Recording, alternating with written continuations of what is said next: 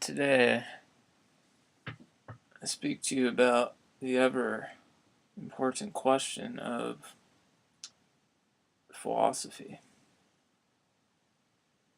Oh, wait, I have a chat going on Facebook. Let me go check that really fast. I'll be right back.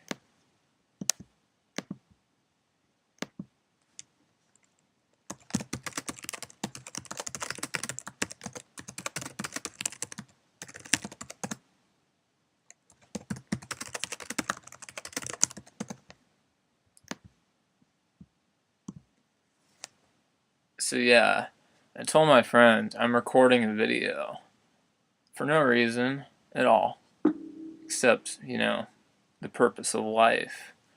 And I'll be right back. And to that, he said, yeah, I'm creating a tumbler. I don't even know what a tumbler is, but sounds like something falling down a cliff or something. But that's just my best venture. I don't know.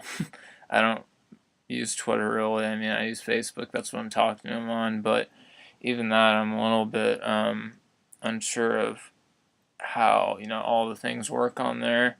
Anyways, I know my eyes a little bit red. You can see that. No, I haven't been smoking weed or anything. Rest assured. Um, but yeah. Anyways, this video will be about it'll be about philosophy, correct? Because that's what everyone wants to hear about, correct? I mean, no one ever feels fear about asking why we're here or anything. That doesn't shake our values, shake our morals, shake our existence, it doesn't inspire fear within us, does it? I mean, no, not at all. So, therefore, that's what I'm going to talk about right now because we don't have any fear about it whatsoever, right? So, anyways, the purpose of life. See, I find it funny talking about the purpose of life because um, it seems like we had a more clear purpose of life a long time ago than we do now. If you look back at the early philosophers like the Greek, philosophers like Socrates, Plato, and Aristotle. That's an acronym you can use to remind yourself of the philosophers, the preeminent philosophers from that time period. You know, well, I guess the newer philosophers did understand justice and all that. They thought a society had to be just and all that. But anyways, not to digress, at least for the moment. Which I probably will again in a few seconds. But anyways, yeah, the philosophers, basically the Greek philosophers, they kind of understood there was, they had an idea of the forms. There was something higher, something metaphysically higher, something transcendental that we couldn't understand. And now I find it funny with, don't get me wrong, Nietzsche was a cool dude. Sorry, I don't know as much about him, but Nietzsche was a cool dude. I mean, his mustache, mine doesn't rival his. Like, I don't. This is about the best I can do. Granted, I'm still relatively young, so yeah. Anyways, I'm digressing once again, but yeah. Anyways, well, I guess Nietzsche came before Sartre. Anyways, but that kind of goes in my whole theory of people going more off basis, more off track as time went on. But anyways, so, as I was saying, though, I feel as if, because if you get to Nietzsche, you kind of suggest, people from him on kind of suggest that there is no purpose to life. And Sartre, he's the one who explicitly says, he says, the only purpose to life is, I'm not taking this verbatim, but he basically said the only purpose to life is the purpose that we give to life. So, life has no inherent meaning. So, in a way, I feel as if philosophy is kind of taken steps back as it's gone on, as time has advanced. And I have a theory as to why this is the case. I have a theory for a lot of things, but I feel as if times are changing, definitely.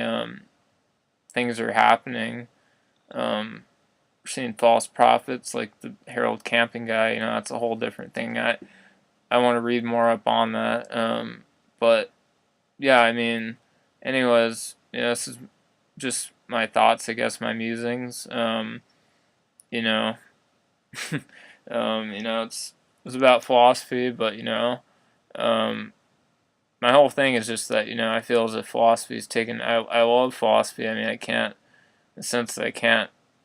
I don't know. My friends, they tell me, like, I tell them that I need to have a purpose to life, like not just a purpose, like I write, which I do now. I've always done it, but I'm kind of serious about it now. It's like at least an amateur hobby, and music perhaps, like kind of suck at guitar. Um, Not a great singer, but I have friends like I have a couple friends who are pretty into it. Um, anyways, sorry, I'm a little bit tired right now. Anyways, yeah, I mean, I just can't find an ultimate purpose in that kind of stuff. And that's the reason that philosophy is something I need, because, without it, I feel as if I don't have a life philosophy, I don't feel like I can live life properly. I just have this gaping hole. Like, it's like a weird, it's not even I mean, I'm just saying gaping hole because that's like, something, an idiom, I guess, that a lot of people use in a sense. But I feel like this emptiness inside, and I don't know, it's like if I think about it too much, I start getting kind of depressed about it. And, I guess I'm kind of weird in that regard. I'm definitely I don't. I kind of am eccentric in a sense. I'm different. Um, but yeah, I mean, not to put labels onto myself, but yeah, I mean, I've tried the labeling game for God knows how long. I took that stupid in school. They make us take that stupid MBTI, Myers-Briggs, typology. I think Jung, by the way, was a great, very wise man.